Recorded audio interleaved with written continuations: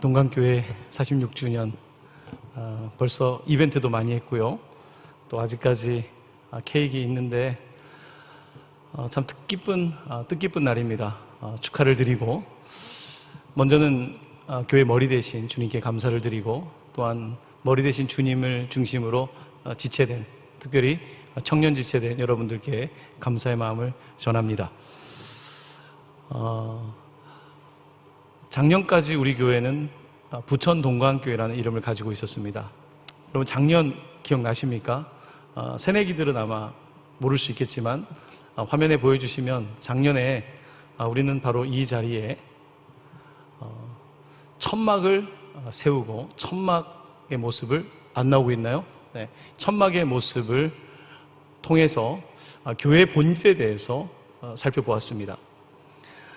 우리 교회는 천막에서 시작한 교회입니다. 요즘 하는 캠핑하는 천막이 아니고 미군들이 쓰던 군용 천막에서 딱 저 정도 되는, 아마 저거보다는 조금 컸을지 모르겠습니다만 저기서 예배를 드렸다고 들었습니다. 교회가 시작될 때 그 이유는 단순했습니다. 저쪽 부천에 가시면 심곡동에 부천 산성교회라고 있습니다. 거기에서 다니던 성도들이 여기부터 걸어서 새벽 기도를 가는 것이 너무 힘들어서, 그래서 기도하시는 분들이 더 기도하고 싶어서 우리 가까운 괴한동에 교회를 세우자. 그런데 이제 재정도 없고 하니까 천막을 가져다가 이제 교회를 시작한 것입니다. 이것이 우리 교회의 역사입니다. 저는 이 역사가 굉장히 소중하다고 생각합니다. 여러분도 사실은 어린 시절이 중요합니다. 혹시 심리학을 공부하는 분들 계시면 어린 시절이 얼마나 중요한지를 알고 있을 거예요. 교회의 뿌리가 무엇인지 굉장히 중요합니다. 45년 동안 부천 동강교회로 우리 교회가 여기까지 이르렀고, 작년에 우리 교회 장로님들과 교회에서는 미래에 대한 비전을 이야기하면서 교회 이름을 부천 동강교회에서 세상의 빛 동강교회로 개명을 결정했습니다. 부천이라는 이름, 좋은 이름이죠. 그런데 하나님께서 오늘 우리에게 더 큰 도전을 주셔서 세상이라고 하는 큰 이름, 세상의 빛 동강교회라는 이름을 주셨습니다. 이 이름을 지을 때 부담이 있었어요. 왜냐하면 이름만 바뀌면 달라지는 건 아니잖아요. 혹시 청년들 중에도 개명하는 친구들이 있습니까? 개명 때문에 고민하는 친구도 있다는 걸 알아요. 예전에 한 청년이 저에게 목사님 개명을 하고 싶어요. 왜냐하면 내 이전이 싫은 거예요. 뭔가 새로운 삶을 살고 싶으니까 개명을 생각해 본 거죠. 우리 교회는 예전의 이름이 싫어서가 아니었습니다. 하나님께서 우리에게 새로운 도전을 주셔서 이름을 바꾸었는데, 여러분 성경에 보면 아브라함, 믿음의 조상이죠. 그의 부인 사라. 근데 두 사람은 원래 이름이 아브라함, 사라는 아니었습니다. 비슷한데 달랐어요. 아브라함의 원래 이름은 아브람이었습니다.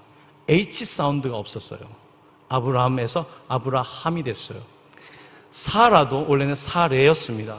근데 거기에 사라하 뒤에 발음을 하지 않을 수 있지만 H 사운드가 들어가는 거죠. 그 이름의 뜻은, 예전의 이름은 민족의 아버지, 민족의 어머니. 그러니까 우리 종족의 아버지 어머니였다면 아브라함이 되고 사라가 되면서 그 이름은 열방의 아버지, 열방의 어머니로 바뀌게 된 것입니다. 문나라, all nations, 열방의 아버지, 어머니가 된 거예요. 자, 그런데 생각을 해보면요, 아브라함이 아브라함이라는 이름을 받았을 때 정말 그는 아브라함이 될 수 있는 모든 자질을 가지고 있었을까요? 그의 이름이 너무 크지 않았을까요? 이제 겨우 유목민의 한 족속의 아비 되는 수준인데 어떻게 all nations의 아비가 된다고 말씀하시는가?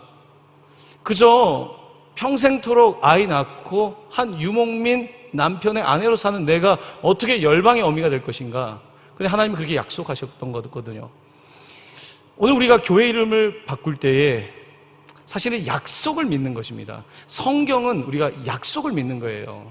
어떤 팩트, 어떤 현재 팩트를 믿는 것이 아니라 그 이상 하나님의 계획 속에서 하나님의 섭리를 바라고 믿는 거거든요. 그래서 우리 교회 이름을 바꿀 때 세상의 빛, 굉장히 큰 이름입니다. 그런데 그 이름을 받았어요. 오늘 우리 교회가 계속해서 열방을 향해서 나아가면 좋겠다. 선교하는 교회면 좋겠다. 그러면서 이제는 부천 동강교회를 넘어 세상의 빛 동강교회가 되었는데요. 세상의 빛 동강교회로는 46주년이 아니고 올해 1주년이 되는 것입니다. 저는 이게 굉장히 중요하다고 생각을 합니다. 여러분 여러 가지 데이터 통계들 많이 보시죠. 요즘은 통계를 믿는 시대 아닙니까? 목회 데이터 연구소라는 곳이 있는데 목회 데이터 연구소에서 코로나 중에도 성장하는 교회가 있대요.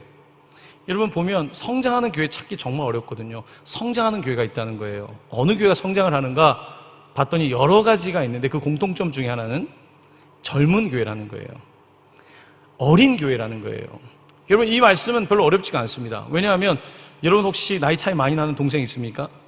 이제 5살 엄마 아빠가 실수로 갑자기 나보다 15살 어린 동생을 낳는 일이 있지 않습니까? 갑자기 아이가 태어났는데 이 아이가 자라는 속도를 보니까 장난이 아닌 거예요. 아이들은 잘합니다. 여기 계신 분들 다들 보니까 조금 전에 마지막에 이 케이크 타간 분 제가 잘 알거든요. 갑자기 키가 지금도 크고 있는 것 같아요. 뭔가 좀 정상적이진 않은. 하여튼 키가 크고 있어요. 5, 6학년 청소년기 키가 굉장히 많이 크거든요. 교회도 마찬가지라는 거예요. 조사를 해봤더니 젊은 교회, 어린 교회들이 성장한다는 거예요. 동강교회는 몇 년입니까? 46년 됐습니다. 46년 된 교회가 성장할까요? 성장하기가 쉽지가 않습니다. 여러분 여기 20대, 30대, 40대까지 우리 장로님까지 계시니까 더 위에까지 계시지만요. 여러분 벌써 20대가 넘어가면 잘못하면 성장이 멈출 수 있습니다. 여러분들 내가 청년이라고 해서 성장하는 게 아니에요. 성장하려고 하면 내 마음이 늘 청년이어야 돼요. 나이가 많아도 계속 성장하는 사람이 있고요. 나이가 적어도 성장하지 못하는 사람이 있어요. 교회도 마찬가지입니다. 오늘 우리 교회가 46주년을 맞이했는데 46주년 동안 이렇게 성장한 것 감사한 일이죠. 희생하신 분들에 대한 고마움 너무 많죠. 그렇지만 오늘 이 시간에 우리가 다시 기억해야 되는 것은 교회는 역사를 중요하게 여기지만 날마다 리뉴되지 않으면, 날마다 새로화되지 않으면, 날마다 리폼, 개혁되지 않으면 교회는 정체될 수밖에 없는 것입니다. 하나님께서는 오늘 우리 교회를 향해서 46주년이지만 어떤 새로운 비전과 새로운 말씀을 저는 주신다고 믿습니다. 저는 개인적으로 최근에 이런 생각을 했어요. 제가 2009년도에 목사 안수를 받았는데 나도 벌써 경험이 쌓였구나. 경험이 쌓이면 안 좋은 게 있습니다. 뭔지 아세요? 경험으로 하려고 그래요. 짬밥으로 하려고 한단 말이에요. 세상에서 가장 경계해야 될 것이 경험과 짬밥으로 하는 것입니다. 나도 어느덧 경험과 짬밥이 쌓이고 있구나 라는 생각을 하기 시작했습니다. 그리고 우리 교회 이름을 바꾸고 그런 과정에서 이제 내년부터는 여러분 나이가 들어갈수록 나이가 들어가는 게 싫어요. 그래서 더 어린 나이로 붙이고 싶은 거예요. 이제는 한국 나이 맨날 만 나이 하는데 이제 통일시키려고 하지 않습니까? 그러면 저는 2살이 더 어려져요. 생일이 늦기 때문에. 거기다가 오늘 마이너스 46을 하기로 했어요. 그랬더니 내가 엄청 성장할 수 있는 나이더라고요. 이제는 내가 더 성장할 수 없는 것이 아니라 더 성장할 수 있다. 우리 교회도 마찬가지다. 청년들도 마찬가지라는 거예요. 여러분 청년들 시대의 그 세대에 오늘 우리에게 도전이 있습니다. 도전은 빨리 성인이 되는 거예요. 빨리 자리를 잡는 것이 우리의 마음에 있습니다. 하지만 이것이 하나님이 주신 마음은 아닐 수 있어요. 우리가 조금 더 하나님의 뜻을 구하고 날마다 새로워지는 그런 은혜가 있어야 되는 것 아니겠습니까? 저는 그런 의미에서 승리 공동체를 오늘 좀 바라보기를 원하는 것입니다. 우리 교회가 세상의 빛 동강교회라는 이름을 붙일 때요, 그 이름은 굉장히 단순한 성경 말씀에서 온 것입니다. 우리 예수님께서 우리들을 향해서 마태복음 5장 14절에서 이렇게 말씀하셨습니다. 너희는 세상의 빛이라. You are the light. 너희들은 세상의 빛이다. 너희가 세상의 빛이라고 말씀하셨습니다. 여러분 교회에 오면 맨날 듣는 이야기가 뭡니까? 우리는 죄인이고 어둡고 죽을 수밖에 없고. 그런데 왜 우리에게 너희는 세상의 빛이라고 하십니까? 우리는 세상의 빛이 될 수 없는 죄 가운데 태어났고 죄 가운데 지금도 살고 있고 죄 가운데 죽을 수밖에 없는 사람들인데, 그럼에도 불구하고 우리 주님께서는 우리를 세상의 빛이라고 부르십니다. 우리가 세상의 빛이 되는 것은 우리의 빛 때문이 아니라 바로 예수 그리스도의 빛 때문에. 우리는 죽을 수밖에 없는 죄 가운데 태어났지만 한 번도 죄를 지으시는 없는 예수 그리스도께서 우리의 빛이 되시는 거죠. 바로 그렇기 때문에 우리가 세상의 빛이 되는 것입니다. 우리 주일 예배를 특별히 작년부에서는 생명의 빛 예배라고 부릅니다. 그냥 주일 예배인데 거기다가 닉네임을 붙였어요. 저는 이름 붙이는 걸 굉장히 좋아합니다. 생명의 빛 예배. 우리에겐 생명이 없습니다. 오늘 우리가 지금 부활에 대해서 배우고 있는데 이 부활은 예수님께서 바로 주일날 이날 부활하셨고 우리는 이날 예배를 드리는 거예요. 안식일을 예배를 드리는 것이 아니라 안식 후 첫날 바로 이 부활 생명을 기념하는 날에 예배를 드리는데 바로 이것이 생명의 빛 예배인 거예요. 이 예배를 통해서 생명을 받고 그 생명을 가지고 세상에 나아가서 빛으로 살아가는 것, 바로 이것이 우리 교회의 사명입니다. 세상의 빛은 동광교회뿐만 아니라 모든 교회에게 주신 것이고 특별히 우리 교회는 동광교회라고 하는 이름 앞에 세상의 빛을 붙이고 우리 교회의 목적과 이유가 세상의 빛이 되려고 하는 것입니다. 너희는 세상의 빛이라고 주님 말씀하시고 나서 그러면 세상의 빛은 무엇입니까? 라고 묻는다면 주님께서는 이렇게 답변을 하셨습니다. 마태복음 5장 16절에 있는 말씀인데요, 같이 이 말씀을 한 목소리로 봉독하겠습니다.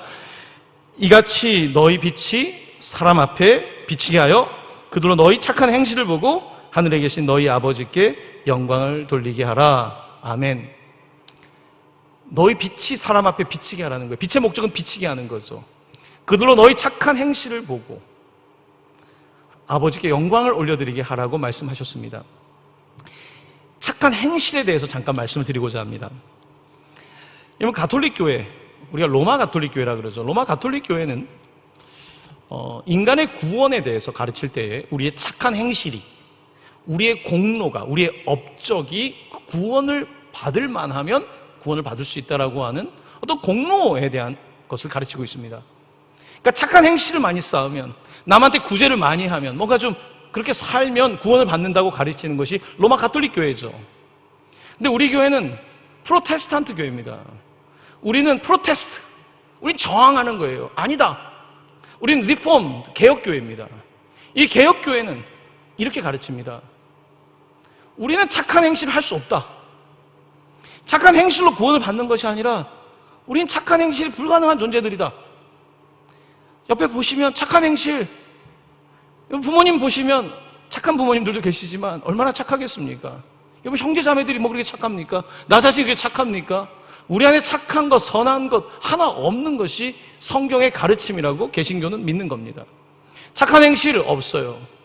그러면 어떻게 구원을 받습니까? 우리는 착하지 않은데 진짜 착한 분이 있다는 거예요. 죄가 너무 싫은 분, 죄를 정말 싫어하는 분, 죄가 없으신 분, 그 예수 그리스도께서 정말 이 땅에 오셔서 착한 행실을 하셨습니다. 착하게 사셨을 뿐만 아니라 그는 십자가에서 단번에 돌아가시는 그 착한 모습으로, 행실로 우리의 죄를 씻으셨고, 그의 착한 행실로 말미암아 우리는 자격이 없지만 예수를 믿고 구원을 받게 된 것입니다. 그러니까 우리는 착한 행실로 구원을 받는 것이 아니라 예수님의 착한 행실이 믿는 거예요. 그의 구원을 믿는 거예요. 그렇게 되면 어떤 일이 벌어지는가? 내가 그분의 영향을 받기 시작하는 거예요. 내가 좀 착해지기 시작하는 것입니다. 내가 착한 행실을 하고 싶어지는 것입니다. 우리 기독교의 복음은 가톨릭 교회와 다른 거예요. 그래서 우리가 쌓인 선행이 아니라, 쌓아놓은 착한 행실이 아니라, 우리를 위하여 이 땅에 오셔서 죽기까지 복종하신 그 착하신 예수 그리스도의 십자가의 능력, 그것을 믿고 우리가 구원을 받고 이제 그 빛을 받았기 때문에, 원래는 빛이 없었는데 우리는 빛을 얻게 되었고 그 빛을 세상에 전할 수 있는 착한 사람들이 되어가는 것입니다. 구원받았지만 이런 과정을 우리는 성화, 거룩해지는 과정, sanctification이라고 부르는 것입니다. 오늘 이렇게 우리는 이 시대를 살아가면서 세상의 빛이라고 하는 이 엄청난 주님의 명령을 받은 것이고, 특별히 이 교회 공동체를 통해서 그것을 구현해내기 위하여서 애쓰고 있는 것 아니겠습니까? 우리 교회에는 여러 가지 사역이 있습니다. 여러 가지 사역 중에서 특별히 복지 전공하는 분들이 있을 텐데요. 정신장애, 장애란 말은 좀 그렇긴 하지만 정신적인 어떤 도전이 있는 분들이라고 표현한다면, 그분들 특별히 조현병이라든지 좀 어려운 질병들을 갖고 있는 분들이 있습니다. 그분들이 송내동에 있는 우리 교회 임파워먼트 센터에서 10년이 넘었습니다. 그곳에 와서 활동가로서 활동을 합니다. 활동가, 액티비스트라고 우린 부르지만 사실 그분들은 많이 제한되어 있는 분들입니다. 이분들과 수년 전부터 함께했던 프로젝트가 있습니다. 그것은 사진 찍는 프로젝트입니다. 그래서 사진전을 부천시에서 해왔고 이번 주에, 지난주죠, 코로나 동안 3년 동안 하지 못했다가 드디어 오프라인에서 사진전을 하게 되었습니다. 사진들 찍은 것들을 바라보면서 큰 감동이 있었습니다. 그분들은 프로페셔널한 사진 작가는 아닙니다. 하지만 카메라를 들고 사진을 찍는 거죠. 제가 예전에 어떤 한 청년과 상담을 할 때에 그 청년에게 들었던 이야기입니다. 목사님, 저는 우물에 갇혀 있는 사람 같습니다. 보이는데 나갈 수가 없습니다. 나갈 수가 없어요. 보이는데 어떻게 나가야 될지 모르겠는 거예요. 그럴 때 있지 않습니까? 여기 오시는 분들도 보이는 대로 안 되는 거예요. 살고 싶은 대로 안 사라지는 거예요. 그런 것을 우리가 장애라고 부르지 않습니까? 이분들에게 그 도전, 정말로 내가 원하는 것을 할 수 없는 그들에게 세상에 나아갈 수 있도록 하나씩 건네준 것이 카메라였습니다. 카메라는 무엇을 하는 겁니까? 빛을 담는 거죠. 포토그래피라는 말을 쓸 때 포토그래피 할 때 그래피라고 하는 말은 그림을 뜻하는 거고요. 앞에 있는 포토라고 할 때 그 포스라고 하는 이 라틴 말은 바로 빛이란 뜻입니다. 포토그래피라고 하는 것은 빛을 그리는 거예요. 빛을 잡아내는 거예요.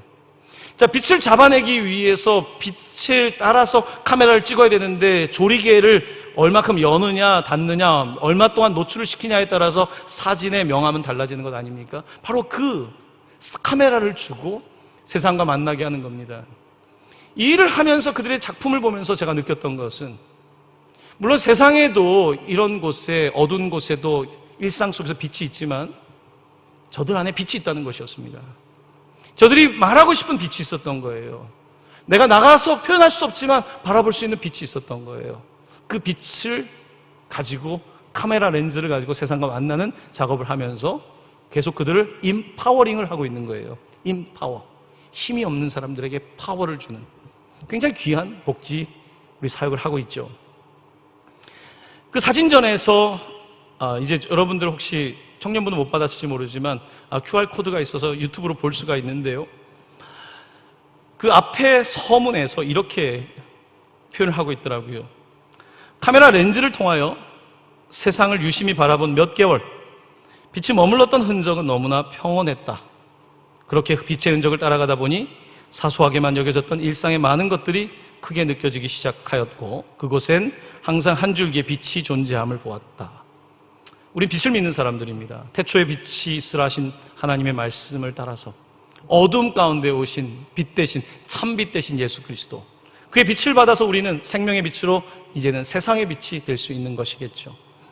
오늘 여러분들과 함께 세상의 빛 동강교회의 46주년이면서 이 이름으로는 첫 번째 해를 맞이하면서 저는 오늘 여러분에게 새롭게 도전하고 싶습니다. 오늘 우리가 한 살 같은 마음을 가지면 어떨까? 여러분도 다 나름대로 지식과 경험이 있잖아요. 20대, 30대면 다 자기 일을 할 수 있잖아요.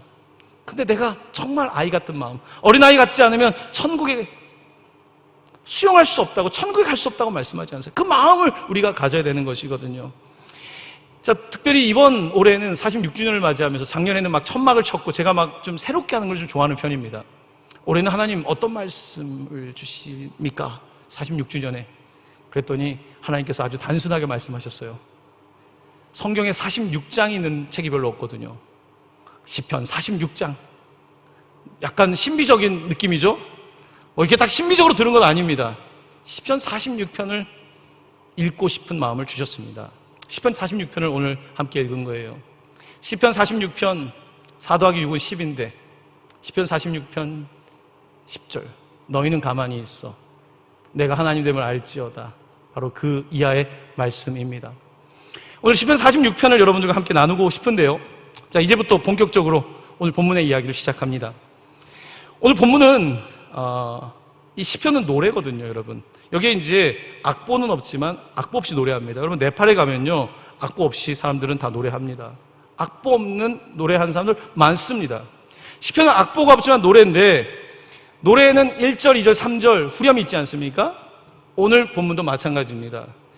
1절부터 3절이 1절, 4절부터 6절이 2절, 8절부터 10절이 3절, 그리고 후렴으로 7절, 11절에 같은 프레이즈가 반복되고 있는 것을 볼 수가 있습니다. 자, 그 이야기를 하려고 합니다.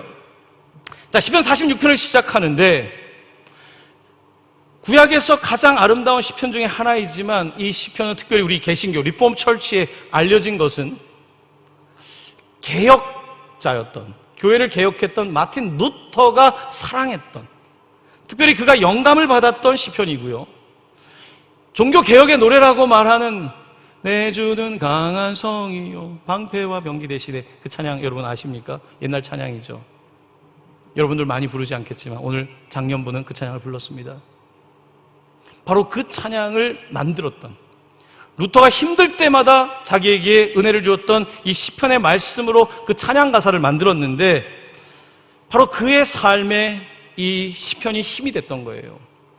마틴 루터는 1517년 로마 가톨릭 교회의 부패와 잘못된 교리의 95개의 반박문을 발표합니다. 잘못된 것에 대한 반박문이죠. 그 이후에 엄청난 파장이 일어납니다. 서구 사회가 이렇게 바뀌는 파장이 일어날 것은 누구도 예측하지 못했습니다. 이제는 교회가 하나였던 로마 가톨릭 교회가 나눠지는 거예요. 이 개신교라고 하는 혁명이 일어나게 되는 거죠. 종교개혁을 시작하면서 마틴 루터는 그런데 어려움에 많이 봉착하게 됩니다. 로마가 가만히 있겠습니까? 권력자들이 가만히 있겠습니까? 그는 1521년 황제 앞에서 사형 선고를 받게 됩니다.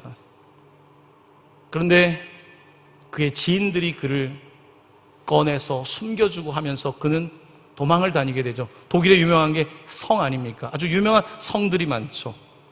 이곳에 도망가서 숨어서 저곳에 도망가고, 그러면서 그가 그곳에서 하나님 말씀을, 그 당시의 사람들은 성경책을 다, 서구 사람들은 라틴말로 읽고 있었습니다. 근데 라틴말을 읽을 수 있는 사람이 없어요.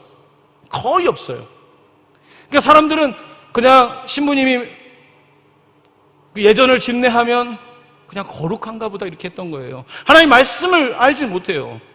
그 말씀을 독일말로 그 고난의 때에 번역을 합니다. 그리고 구텐베르크의 인쇄술이 발달하면서 사람들은 읽기 시작하고, 우와, 하나님 살아있는 말씀을 읽으면서 그때의 감동은 대단했던 것입니다. 자, 이런 일들이 벌어지고, 하지만 루터의 삶은 쉽지가 않았습니다. 루터의 삶은 고난의 연속이었습니다. 그는 신부에서 이제 케일이라고 하는 수녀님과 결혼을 하게 되죠. 네. 요즘 같아도 좀 그렇지만 그때는 더했죠. 케일이라고 하는 이제 수녀님과 결혼을 했는데요. 아내가 된 거죠. 마틴 루터는 어려움을 겪었습니다. 1528년에 결혼을 하고 엘리자베스라고 하는 딸이 있었는데요. 몇 개월 지나서 이 딸이 죽게 됩니다. 힘들었던 거예요. 너무 짐이 컸던 거예요. 그러면서 그도 우울증, 어려운 일을 겪습니다. 하루는 마틴 루터가 아침 테이블을 아내가 준비했는데요. 밥을 먹으러 내려갔어요. 그런데 아내가 완전히 검정색 옷을 다 입고 있는 거예요. 그때 루터는 아내에게 묻습니다. 누구 장례식가? 누가 죽었어? 그때 케일리는 이렇게 말합니다. 당신의 하나님이 죽었습니다. 지금 당신의 모습을 보니, 남편을 향해서 당신의 하나님이 죽은 것이 확실합니다. 종교개혁을 시작했던 마틴 루터가 절망하고 있을 때 아내가 당신의 하나님이 죽었다고 말한 거예요. 당신의 하나님이. 오늘 우리도 사실은 나의 하나님이 누가 볼 때는 죽어 있는 것처럼 보일 수 있어요. 당신의 하나님이 죽어 있습니다. 마틴 루터는 정신을 차립니다.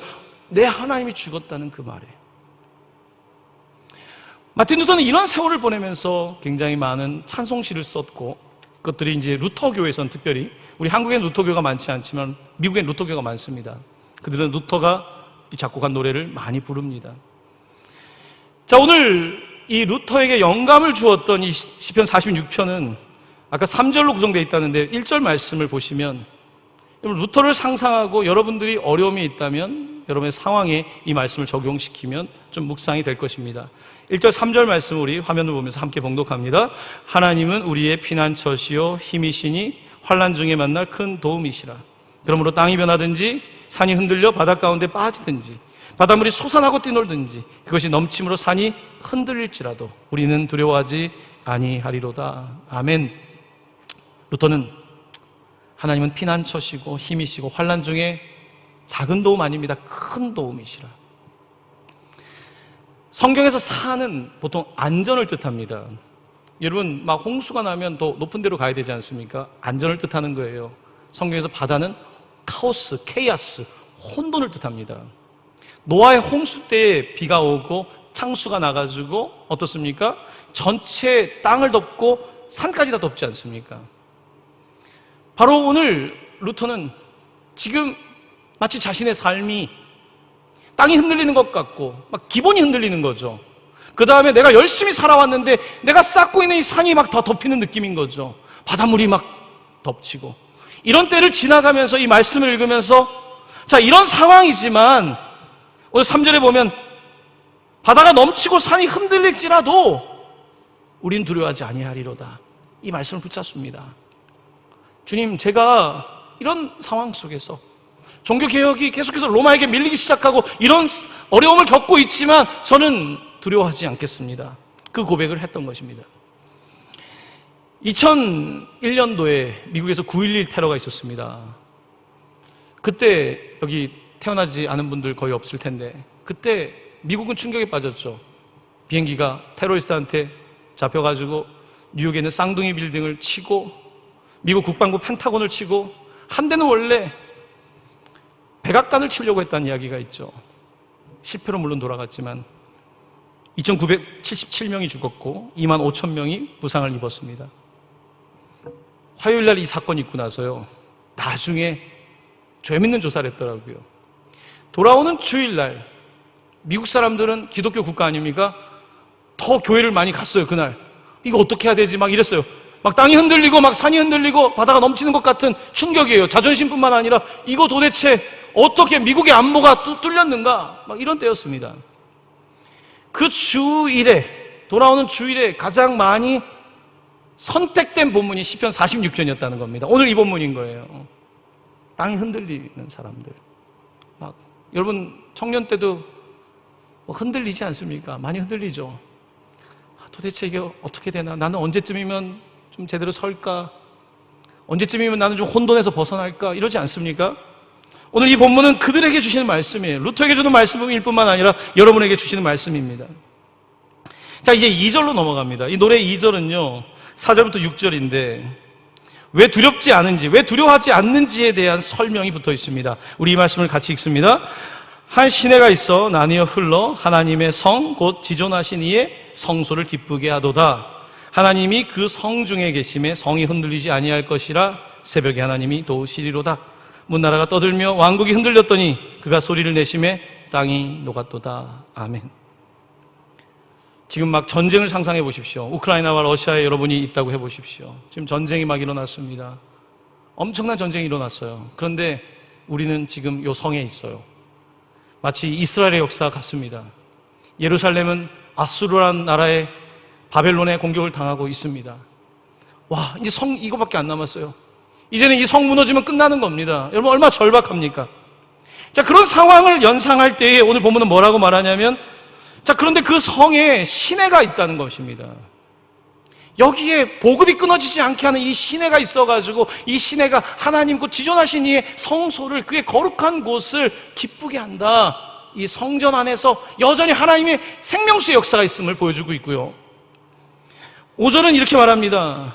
하나님이 그 성중에 계심에, 지금 세상이 난리가 났는데 하나님이 그 성중에 계신다는 거예요. 예루살렘에 계시고 루터가 숨어있는 그 성중에 계시고, 지금 내가 정말 어디까지 도망가야 되나 꼭대기까지 올라갔는데 그곳에 주님이 계신다. 그러면서 이렇게 고백합니다. 새벽에 하나님이 도우시리로다.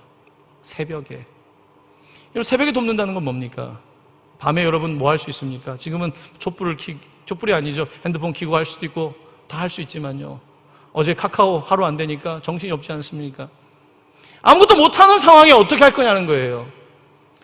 오늘 본문은 새벽에 하나님이 도우신다.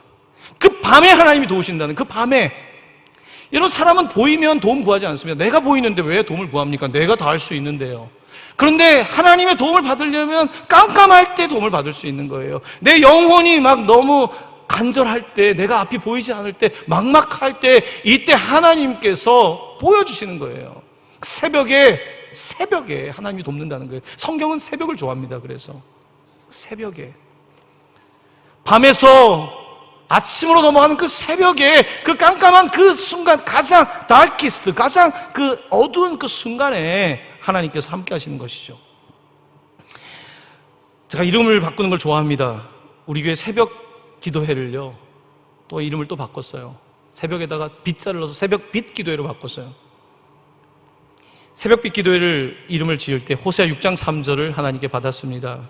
그러므로 우리가 여호와를 알자, 힘써 여호와를 알자. 그의 나타나심은 새벽 빛같이 어김없나니 비와 같이, 땅을 적시는 늦은 비와 같이 우리에게 임하시리라 하니라. 새벽 빛같이. 몰랐어요, 밝을 때는. 그런데 어두워지니까 새벽 빛같이. 하나님 믿지 않다가, 그러니까 내가 밝아서 내가 마음대로 하는 줄 알았는데 어두워지니까 이제 하나님 보이는 거죠. 여러분 주변의 청년들도 마찬가지일 겁니다. 지금은 뭐가 밝은 거예요. 지금 좀 볼 수 있는 거예요. 그러니까 내가 볼 수 있다, 내가 할 수 있다 생각하는데 더 어두워져 보십시오. 그러면 어김없이 나타나는 새벽빛이 보이는 거예요. 그 새벽빛, 어김없이 나타나는 그 새벽빛의 역사가 있는 것입니다. 오늘 2절에서는 그래서요, 이 성중에 둘러싸여 있지만 하나님이 이 성에 계시니까 막 적군들은 어떻든 상관없이 우리는 그 성에서 안전한 거죠. 자, 이제 마지막 3절로 넘어갑니다. 3절의 마지막은 8절에서 10절까지인데 8절 9절 말씀을 먼저 같이 저와 함께 봉독하겠습니다. 와서 여호와의 행적을 볼지어다. 그가 땅을 황무지로 만드셨도다. 그가 땅끝까지 전쟁을 쉬게 하시며 활을 꺾고 창을 끊으며 수레를 불사르는도다. 아멘. 와서 여호와의 행적을 볼지어다. Come and see. 우리 교회 앞에 붙어있죠. Come and see. 아니, 간밤에 무슨 일이 있었어? 도대체 무슨 일이 있었어? 새벽에 도우신다고 하셨잖아요. 와서 여호와의 행적을 보라는 거예요. 아침에 어떻게 보라는 거예요. 그가 땅을 황무지로 만드셨다는 거예요. 그리고 구절은 뭐라고 말씀합니까? 전쟁인 줄 알았는데 그가 땅끝까지 전쟁을 쉬게 하셨다는 거예요. 활을 꺾고 창을 끊고 그들의 수레를 불살르셨도다. 하나님이 새벽에 도와주셨다는 거예요. 하나님이 나를 돕고 있다는 것을 오늘 시편 기자는 고백하고 있는 것입니다. 마틴 루터는 이런 고백을 엄청 했을 겁니다. 죽을 것 같으면 하나님이 살 길을 주시고, 정말로 무너질 것 같으면 일으켜 주시고, 아니 이런 방법 저런 방법으로 사형 선고받았는데 친구들이 구해주고 숨겨주고, 이런 일들이 반복되면서 그는 정말 내가 할 수 있는 것은 정말 커맨시 보는 거구나. 그들은 그렇게 하나님을 보면서 살았던 것입니다. 오늘 우리도 마찬가지입니다. 오늘 우리도 그의 행적을 보아야 되는 것입니다. 자, 이제 오늘 46편 10절, 오늘 주제가 되는, 띠이 되는 그 말씀입니다. 10절 상반부는 이렇게 되어 있습니다. 하나님께서 괄호치고 이르시기를 너희는 가만히 있어. 가만히 있어. 잠잠히 있어. Be still. 잠잠히 가만히 있어. 여러분, 불안하면 가만히 못 있습니다. 다리도 떨어야 되고 손도 뜯어야 되고 자꾸 어디도 만져야 되고, 불안하면 가만히 못 있어요.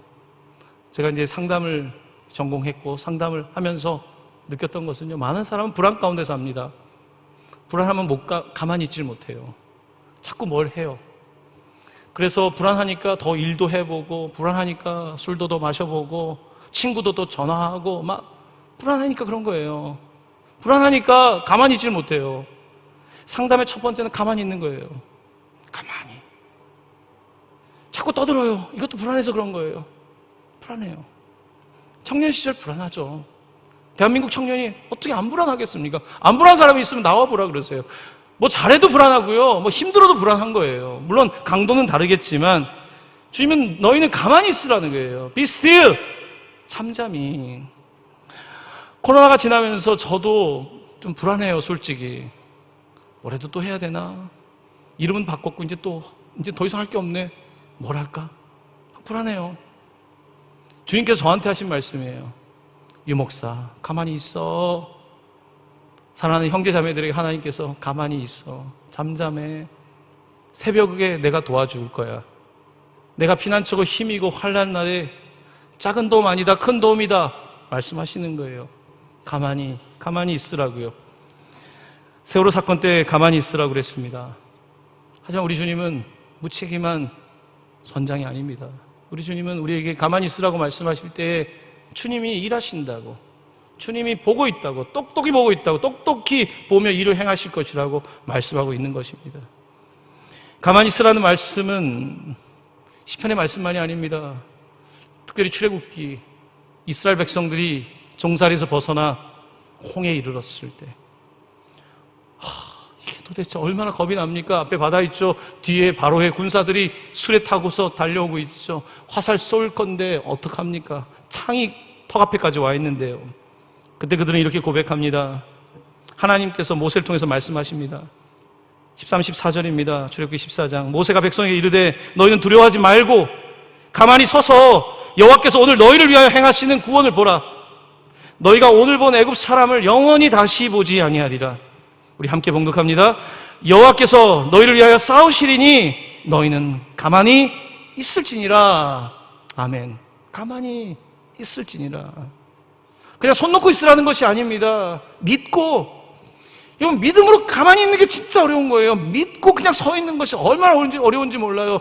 기도 안 나오는데 가만히 기도하는 거, 기도 안 나오고 찬송 안 나오는데 가만히 찬송하고 예배하는 거, 아무것도 변하지 않는 것 같은데 바로 이것이 믿음이고요. 이것이 기적을 만들어내는 일입니다.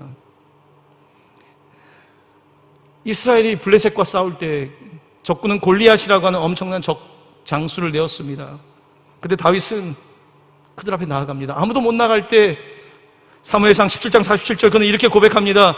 또 여호와의 구원하심이 칼과 창에 있지 아니함을 이 무리에게 알게 하리라. 전쟁은 여호와께 속한 것인즉 그가 너희를 우리 손에 넘기시리라. 전쟁은 여호와께 속한 것이다. 오늘 이렇게 시편 46편은 어쩌면 우리 인생, 막 어떻게 할지 모르는 그런 인생들에게 주시는 정말 위로와 능력이 되는 말씀이죠. 자, 10절 너희는 가만히 있어. 그 다음은 뭐라고 되어 있을까요? 10절 후반부입니다. 같이 읽어볼까요? 내가 하나님 됨을 알지어다. 내가 문 나라 중에서 높임을 받으리라. 내가 세계 중에서 높임을 받으리라 하시도다. 아멘. 가만히 있으면 내가 하나님 됨을 알게 됩니다. 말 안 해도 어두운 밤에 하늘만, 눈만 들어도 하나님 계심을 알게 됩니다. 내가 하나님 됨을 알지어다. 뭘 자꾸 하려고 하지 말고 좀 알고 하라는 것입니다. 하나님이 함께 있다는 것을 좀 알라는 거예요. 내가 문 나라 중에, all nations 중에, 열방 중에 높임을 받을 거다. 내가 세계 중에 유니버스, 네이션 차원이 아니라 유니버스 차원에서 내가 높임을 받을 것이다. 주님이 말씀하고 있는 것입니다. 당연하죠. 주님이 높으심을 받아야죠. 다 적군들이 이겨버리면 그들이 영광을 가져가겠죠. 우리가 싸워서 이기면 우리가 영광을 가져가겠죠. 그런데 우리가 가만히 잠잠히 있을 때 승리한다면 하나님이 영광을 가져가지 않으시겠습니까? 이제 설교를 맺으려고 합니다. 설교의 마지막 후렴구입니다. 우리가 찬양할 때도 후렴구를 많이 부르지 않습니까? 후렴구는 이렇게 반복이 됩니다. 7절 11절인데요. 함께 봉독합니다. 만군의 여호와께서 우리와 함께 하시니 야곱의 하나님은 우리의 피난처시로다. 아멘. 오늘 시편 기자가 부른 하나님은요, 만군의 여호와입니다. 여러분, 만군의, 군대의 하나님이에요. 군대. 여러분, 군대 싫어하십니까? 만군의 여호와께서 지금 적이 깔려 있는데, 지금 우리는 이 도성에 겨우 있는데, 아닙니다. 만군의 여호와께서, 적군이 얼마나 많던지, 여러분 앞에 있는 여러분을 무너뜨리려고 하는 세력이 얼마나 강하던지, 만군의 여호와께서 우리와 함께 하시니, 여러분이 잘 아는 우리와 함께 하시니라는 단어는요, 원어에는 임마누라고 되어 있습니다. 임마누는 우리와 함께라는 뜻입니다. 거기에 L자가 붙으면 L, 하나님이 우리와 함께 하시나. 임마누.